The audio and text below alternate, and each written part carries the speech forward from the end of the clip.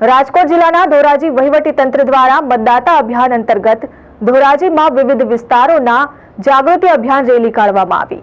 રાજકોટ જિલ્લાના ધોરાજી વહીવટીતંત્ર દ્વારા લોકોને મતદાનની જાગૃતિ અભિયાન અંતર્ગત ધોરાજીના ભગવતસિંહજી હાઈસ્કૂલ ગ્રાઉન્ડ ખાતેથી સ્ટેશન રોડ ગેલેક્સી ચોકથી મહેસૂલ ભવન સુધી વિશાળ રેલી કાઢવામાં આવી હતી, જેમાં સ્કૂલના વિદ્યાર્થીઓ તથા નગરપાલિકા તંત્ર, મામલતદાર તંત્ર, પ્રાંત કચેરી તથા અન્ય કચેરીના કર્મચારીઓ આ મતદાતાઓને જાગૃત કરવા માટે વિશાળ રેલીનું આયોજન કરવામાં આવ્યું।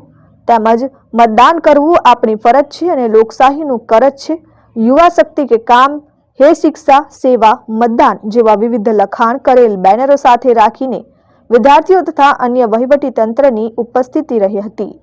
આગામી ચૂંટણીમાં નવા મતદાતાઓ તથા મહિલાઓ તેમજ યુવાનોએ ફરજિયાત મતદાન કરવું જોઈએ તેવી અપીલ પણ કરાઈ હતી।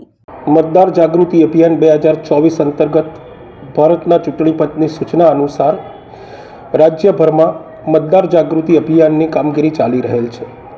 આ મતદાર જાગૃતિ અભિયાન અન્વયે રાજકોટ જિલ્લાના ધોરાજી તાલુકામાં આજ રોજ વોકથોનનું આયોજન કરવામાં આવેલ।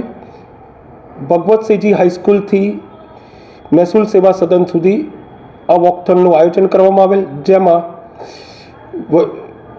વહીવટી તંત્રની જુદી જુદી ધોરાજીની કચેરીનો સ્ટાફ, શાળા કોલેજના બાળકોએ ઉત્સાહપૂર્વક ભાગ લીધો।